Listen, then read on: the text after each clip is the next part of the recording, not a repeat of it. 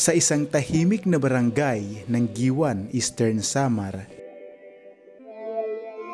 may mga taong umaasa sa biyayang hatid ng tubig dagat.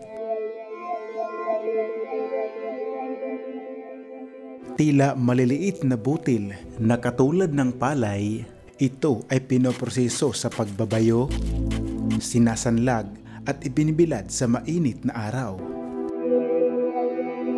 Hanggang sa maging palamuti ang mga ito, ngunit sino ang mag-aakala na ang magagandang hiyas na ito ay kinukuha sa ilalim ng dagat? Sa ibabaw ng lupa.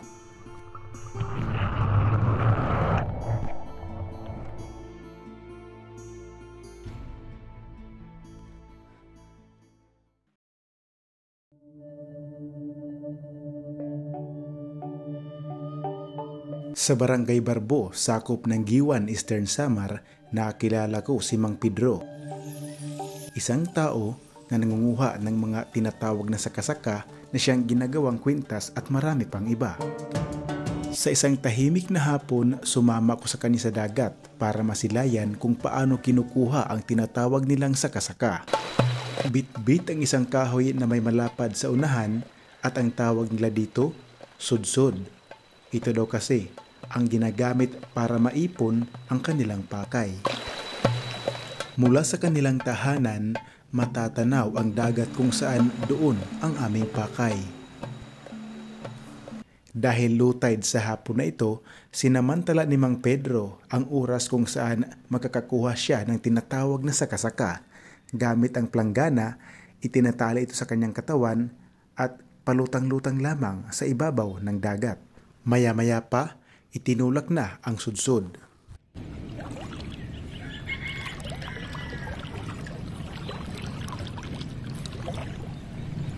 Sa parte ng dagat kung saan naroon ang maraming parang damo, doon ay kumakapit ang kanilang pakay.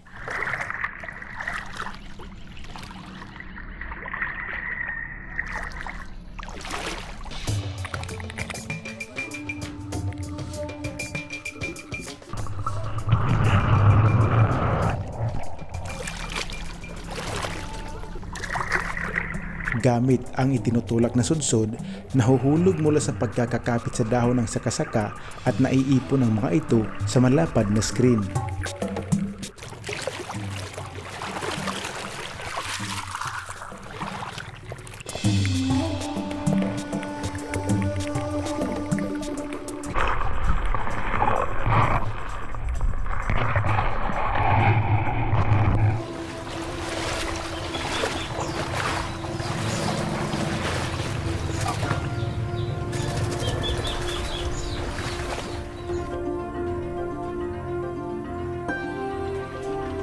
Kinabukasan ay naipon na ni Mang Pedro ang kanyang nakuha, ngunit hindi lahat ng mga ito ay mapapakinabangan dahil pinipili nila ang kanilang gagamitin sa paggagawa ng kwintas. Ano pong ginagawa niyo, tay? Ini bubuawon ini. Bubuawon. Oo, tapos para Ang salitang bubuawon ay nagmula sa lokal na dayalekto. Ang ibig sabihin, papatayin o papabulukin ang laman loob ng seashells kung tawagin ay sakasaka at pagkatapos ng mahigit isang linggo, huhugasan ito at susunod na ang iba't ibang proseso. Ngunit hindi lahat ng kanilang nakukuha ay napapakinabangan. Pinipili lamang ang tinatawag nilang sakasaka at ang mga umang hindi kasali at ang maliliit na sakasaka ay ibabalik sa dagat. Ito yung tinatawag na sudsod. oo. Kasi ito na kuan niya natatakuha. Kaya ano nga sudsod ang ngaran? Kuan, kasi itong pagkuhat niya, kuan, ngaran. Dito sa harap, may bakal na pa-curve, parang ganon. Para makuha yung mga, anong tawag natin eh? Sakasaka. Mga saka-saka sa mga, parang halaman sa dagat. Kasunod, pag nakuha na yung ano eh, saka-saka, kailangan pabulukin yung laman. Saan tayo? Dito. Ay, nakuha.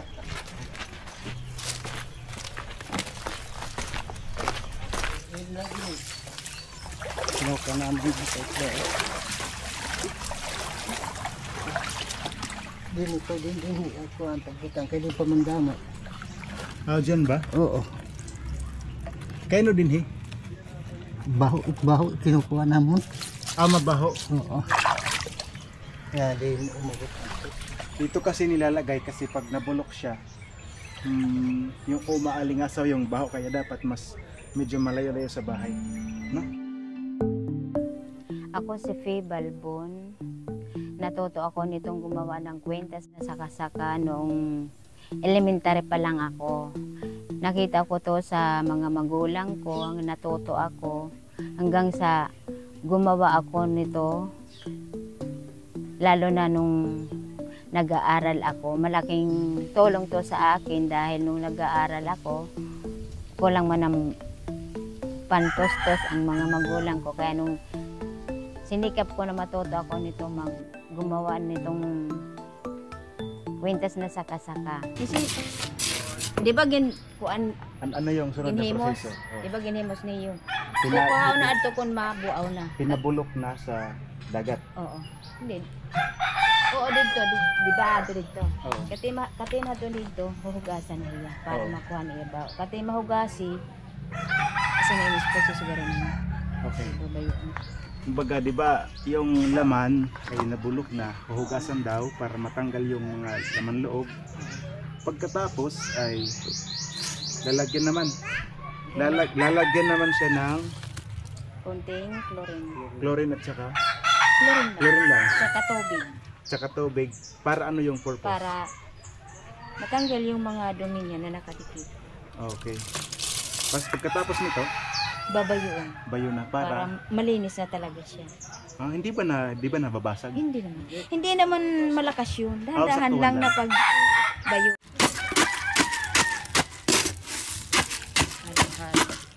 Sa pangunguha nitong saka-saka, ang umpisa nito, ang pagsudsod. Ang pagsudsod, pwede sa araw, pwede sa gabi. Pero mas maganda sa gabi dahil maraming nakukuha na saka-saka. Pagkatapos mabulok, may kunting amoy pa na naiiwan sa kanilang katawan at ibababad naman ang mga ito sa sabon at chlorine. Mga 24 hours ang pagbabad ng saka-saka. Pagkatapos niyan, babayuon. Pagkatapos bayuhin, hugasan uli tapos ibibilad na para siya matuyo. Pag natuyo na siya, saka na yan sasanglagon.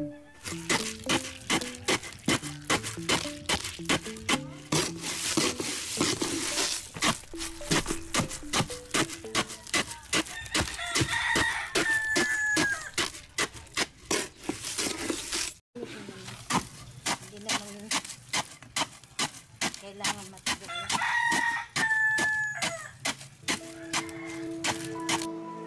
Matapos ang pagbabayo, kasunod ay huhugasan naman ito sa malinis na tubig. Binabad kasi ang mga ito sa sabon, kaya isang paraan ito para matanggal ang bula. Para matuyo, ang kasunod na proseso ay ibibilad naman ito sa ilalim ng mainit na sinag ng araw.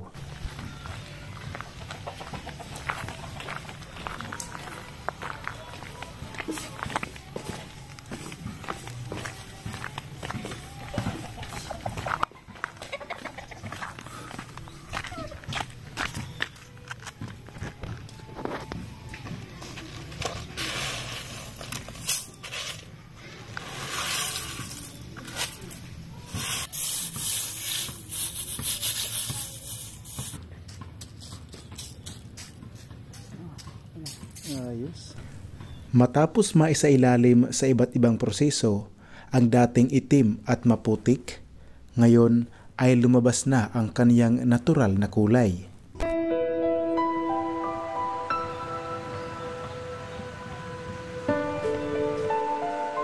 Pagkatapos ibilad, sanlag naman ang kasunod na proseso.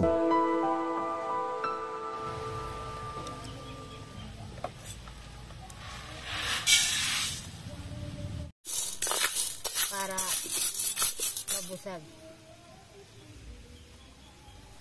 Pagka ganyan, mga ilang ilang oras dapat yung pagkasanlag? Siguro may isang oras yata. Mas magiging puti na siya. Oo. Tapos, ang kulay kasi niya magiging medyo may itim. Oo. Para makuha siya, iyon na ibababad siya ng chlorine at saka sabon. Ang pangunahing sangkap ng mga seashells ay calcium carbonate. Ito rin ang bumubuo sa mga corals at apog.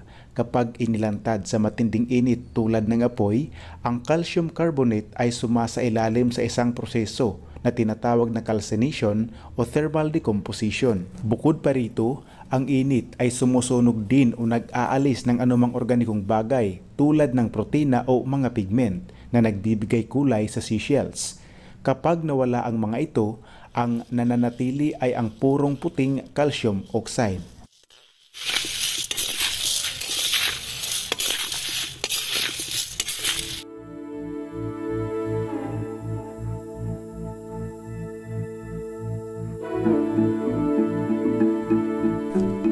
Pagkatapos isanlag o idaan sa mainit na apoy, kasunod na proseso ay huhugasan naman ito at muling lalagyan ng chlorine at powder na sabon para mas lumabas pa ang pagiging puti at tumingkad pa ang kanyang kulay.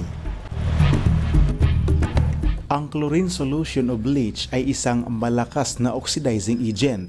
Ang mga seashells ay karaniwang mayroong mga organikong materyales. Sa madaling salita, ang apoy ay nagpapalit ng calcium carbonate sa puting calcium oxide at sumusunog sa mga organikong kulay, habang ang mga chlorine naman ay naglilinis at nag-aalis ng mga organikong dumi at kulay na naglalantad ng mga natural na base ng shell.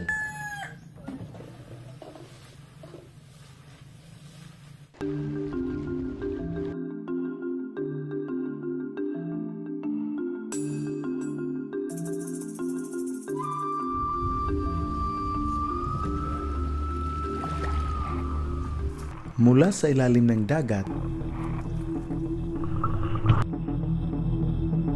ang dating may maiitim na kulay, ngayon ay napalitan na ng kulay puti. Para matuyo, muli na naman itong ibibilad sa araw.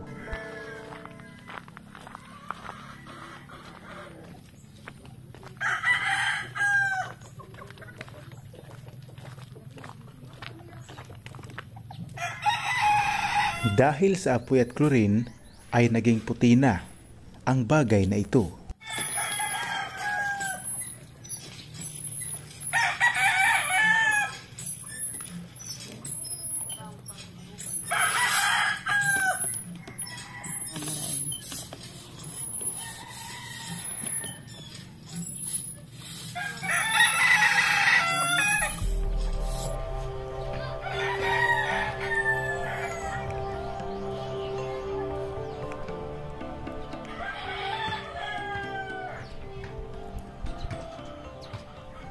Dito sa tahimik na Barangay Barbo, ito ang pinagkakaabalahan ng iba't ibang kababaihan sa kani-kanilang mga tahanan.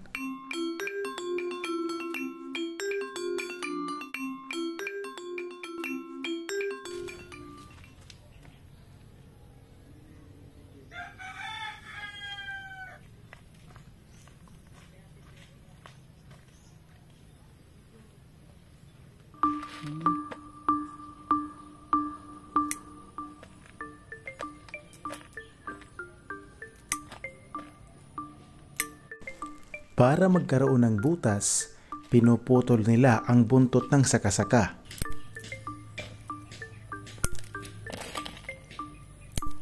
At para naman makagawa ng iba't ibang disenyo, gumagamit sila ng nylon.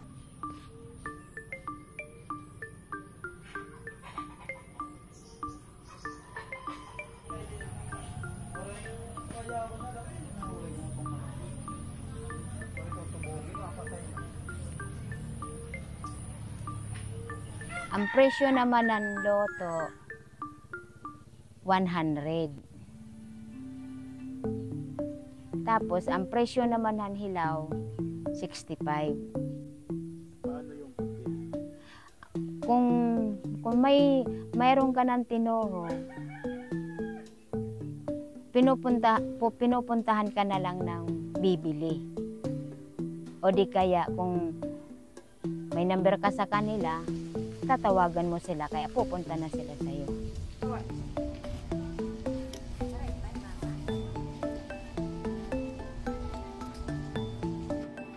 Para ma-maintain na may saka-saka, ang mga nagsusudsud nagdadarahin ag-ag.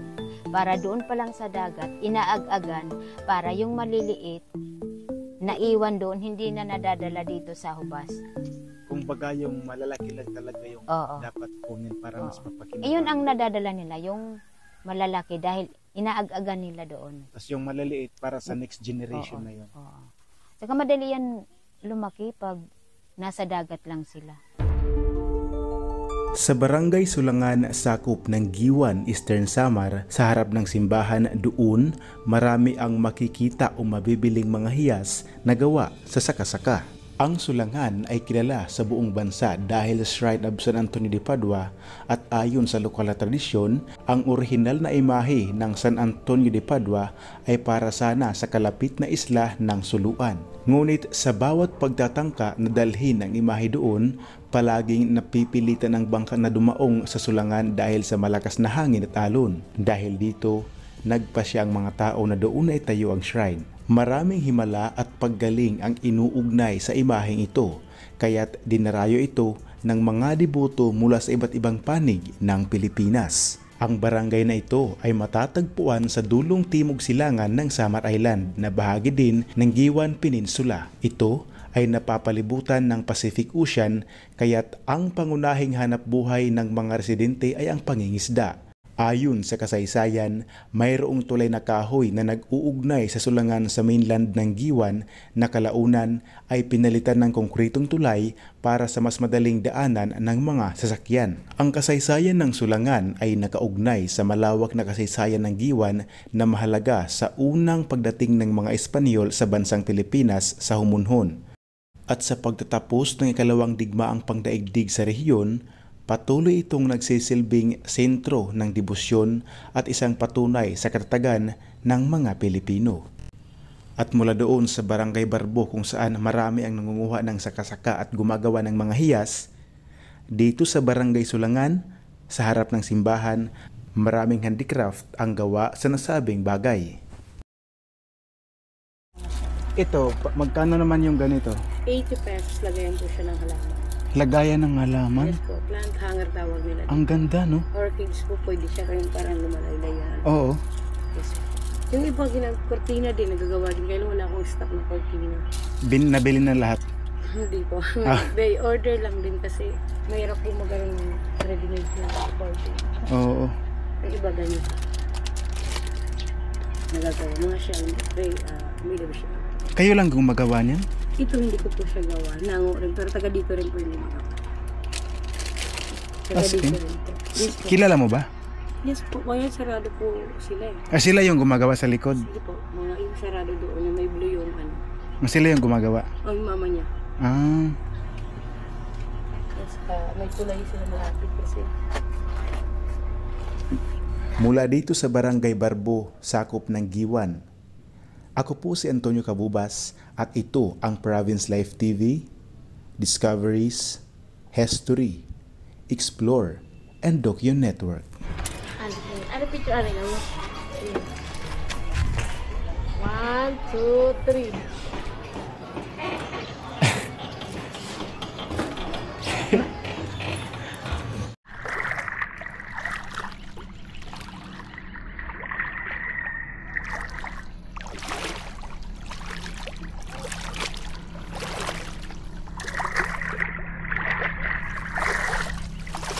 Tapos, tadi ito kasi yung ito kasi yung ano to?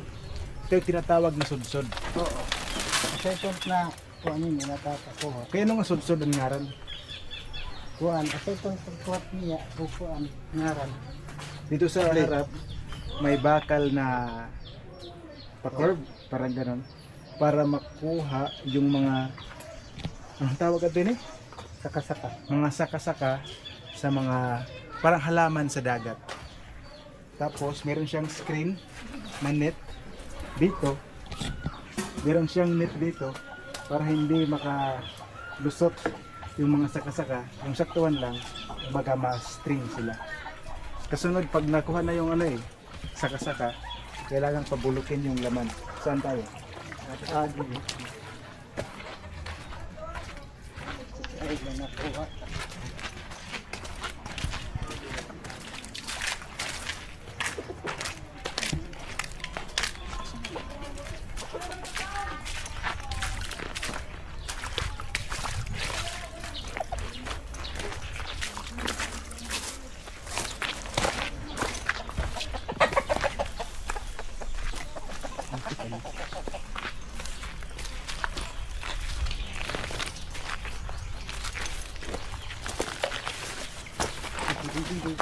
Harayo.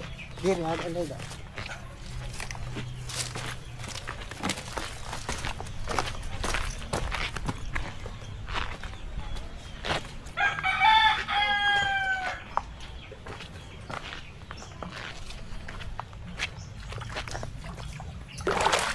Pero ka naman baho. Harayo pa? Ini. Namin ko buwan.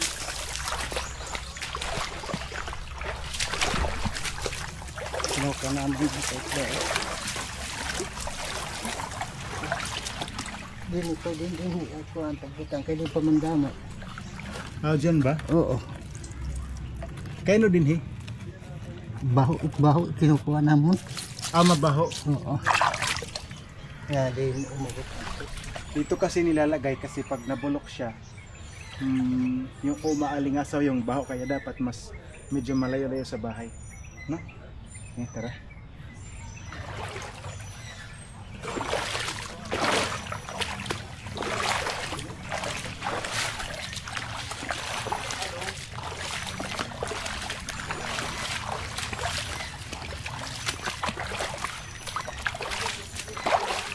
Dito kapag nagkaroon ng high tide, malalim yung dagat. Sabi nila part mo daw ito ng Pasipiko. Yun, no? Doon.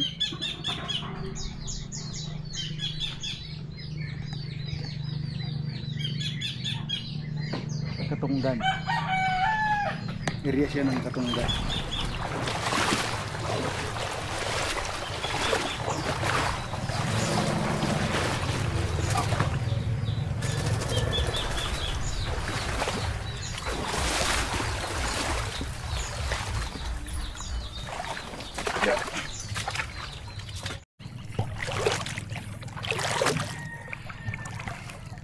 Ano mag-una ako, mag-una.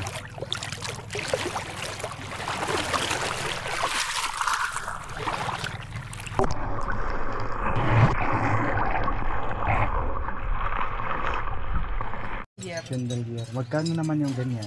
700. Ikaw lang din yung Hanger, plant hanger. Magkano naman ito? lagyan ng halaman, 75. Ikaw lang din yung gumagawa Meron nito? lang gumagawa niyan. Ano ko lang sa kanila. Nabili ko lang sa kanila. Oo.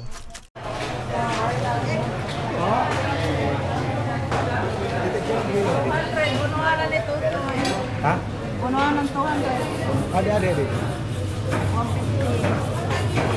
Mapira ka buko sa los ka kilo. Depende. Kadang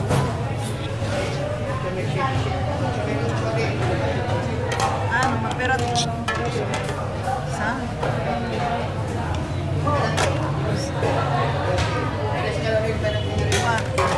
Wala na mga bihod, ano? Ano? Napolo. Hello. Diri may gawa ko na sa lapas ya. Pwede ito nga latte ito. Uli ka lang. Huwag daw makikita. Yan na ang nag-asesere ko sa paa. Damo mo yan. Okay. Ito na ito pwede na. Pwede na. 75. Kaya, kaya.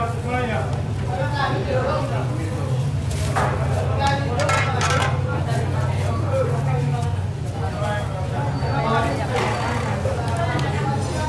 araw-araw, bawat umaga ganito dito, na maraming isda ito, di ba, galing sa Pacific. Wala tayong barya.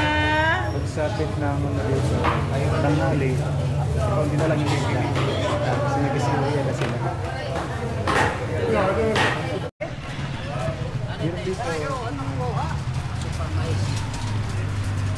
ba't iba lang? Iba-iba.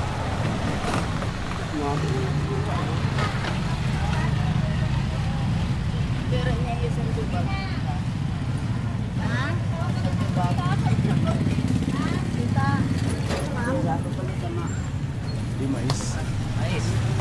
Magkano po yung mais? 30 po. 30? Sa?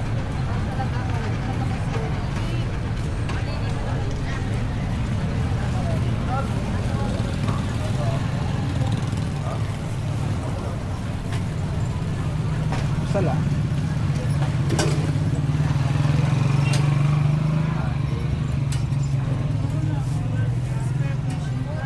Ha? Diri camera ini. Oh, diri ito magkakawin na yan.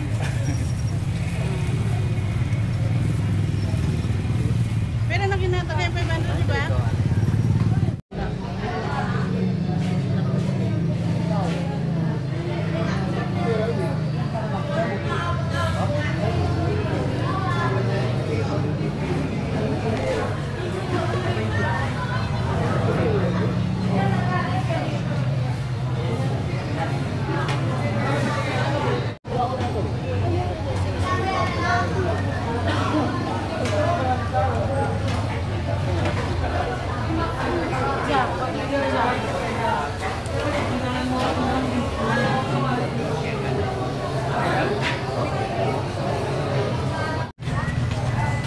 Nakuha ka bote, ano?